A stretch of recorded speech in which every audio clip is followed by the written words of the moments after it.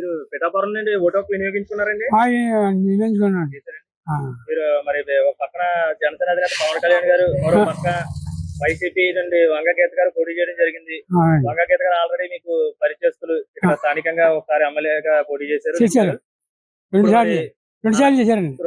ఇప్పుడు అదే విధంగా పవన్ కళ్యాణ్ గారు, జనసేన అధినేత పవన్ కళ్యాణ్ ఇక్కడ పోటీ చేయడం జరిగింది. పిఠాపురంకే చాలా వెన్ను తెచ్చిన ప్రాంతంగా ఇప్పుడు జిల్లాలోనే కాదు రాష్ట్రంలో కూడా మారుమోగుతుంది పిఠాపురం. ఇప్పుడు దీన్ని బట్టి రానున్న రిజల్ట్ లో ఎవరు నెగ్గుతారని మీరు ఊహిస్తున్నారు? మామూలు పవన్ కళ్యాణ్ నెగ్గుతారు. అన్న పవన్ కళ్యాణ్కి వేసారండి మొత్తం. లేని వాళ్ళు ఉన్న వాళ్ళు కూడా మరి వేసారు. మరి ఎటువంటి అభివృద్ధి చేస్తారు అనుకున్నాను. ఎవరన్నా అంతే కదండి. ఇంకా ఇప్పుడు ఇతను ఏం చేయలేదు కదా.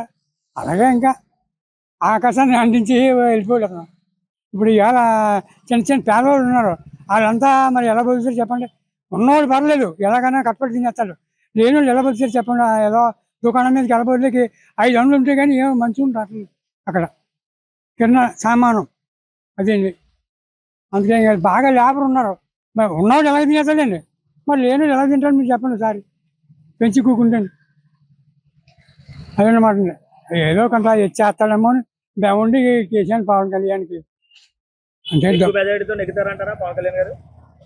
అనుకున్నాండి. ఎవరు ఏం చెప్తామండి, మాయా ఇదంతా మాయలేడు. ఆయన నెగ్గడం మాత్రమే ఖచ్చితంగా నెగ్గుతాడు. ఎంత మెజార్టీ గట్టా నేను చెప్పలేను.